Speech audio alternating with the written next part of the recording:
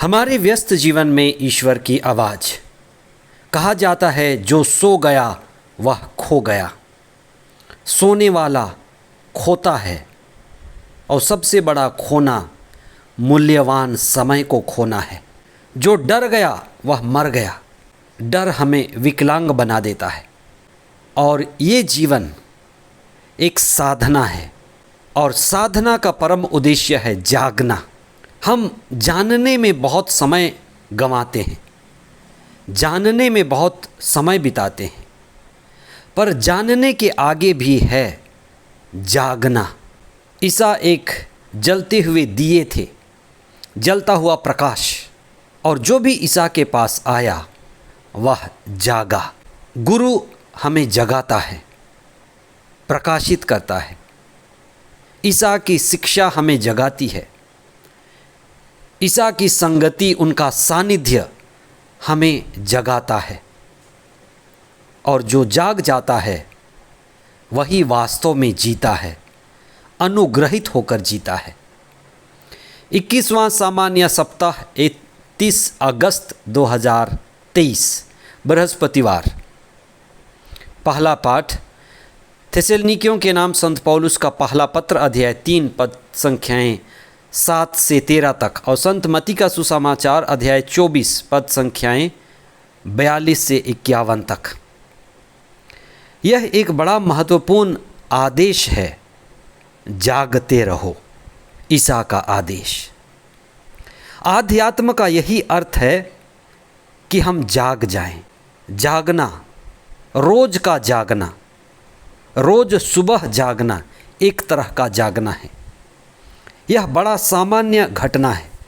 हमारी आंखें खुलती हैं और हम जागते हैं, लेकिन एक जागना आध्यात्मिक है, एक जागना आत्मा का जागना है, जो बहुत ही कम लोगों के जीवन में घटित होती है।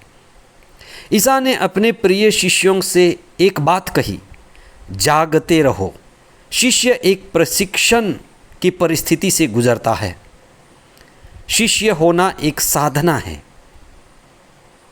मसीही जीवन भी एक साधना है और इस साधना का परम उद्देश्य जागना है।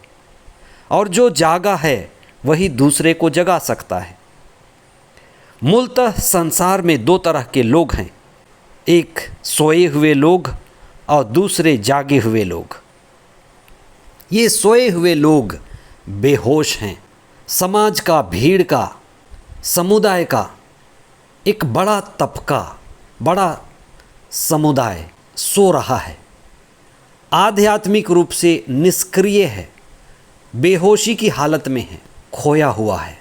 जो आत्मा का जागरण है उसके बारे में शास्त्र कहते हैं कि हमारा ये जीवन एक अवसर है, आध्यात्मिकता में जागने का अवसर। This life is a spiritual awakening.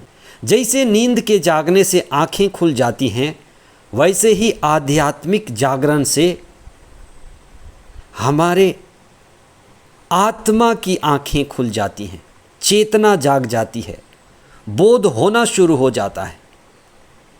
क्या असली है क्या नकली है इसकी समझ आ जाती है। नकली छूटता जाता है और असली हाथ लगता है। सारा संसार, सारा जगत, शरीर, मन ये बहावान है, प्रवाहित हो रहा है, गुजर रहा है, बह रहा है और इससे बहने देना है। यही चेतना है, जागना है।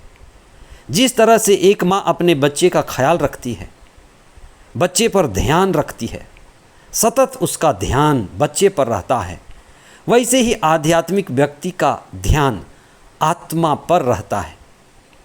वह आत्मिक रूप से जाग जाता है। संत पौलुस के शब्दों में कहें तो आत्मा एक बच्चा स्वरूप है जो रोता है, पुकारता है, अब्बा पिता कहता है। जागना ध्यान है, जागना होश में आना है, जागना हृदय की आंखें खोलना है। और ध्यान सबसे बड़ी जिम्मेदारी है, अब सबसे बड़ा कदम है। जो व्यक्ति आत्मा में जाग जाता है वह सबसे जिम्मेदार, सबसे संवेदनशील और उत्साही व्यक्ति होगा। वास्तव में जागना ही प्रार्थना है। जो व्यक्ति जागा है, होश में है, चेतना में है, वो प्रार्थना में है। इसलिए ईसा ने अपने शिष्यों से कहा, जागते रहो। ईसा प्रार्थना कर रहे थे, पर उनके शिष्यों को जागना मुश्किल हो रहा था। कितने ही लोग नाम के मसीही हैं, ईसाई कहे जाते हैं, पर जागे नहीं हैं, होश में नहीं हैं, प्रार्थना में नहीं हैं, चेतना में नहीं हैं, पवित्र आत्मा में नहीं हैं, केवल नाम के वास्ते। इसलिए आज जागने की ज़रूरत है। ईसा ने अपने शिष्यों को जगाया, हिलाया, नेताओं को भी जगाया, कठोर शब्दों से जगाया।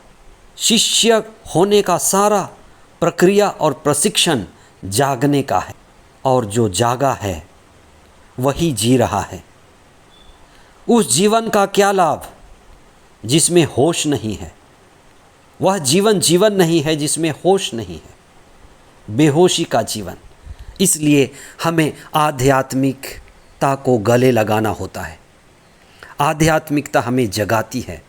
आत्मा में होना जागना है, चेतना में होना जागना है, और जाग कर जीना ही असली जीवन है। आमीन।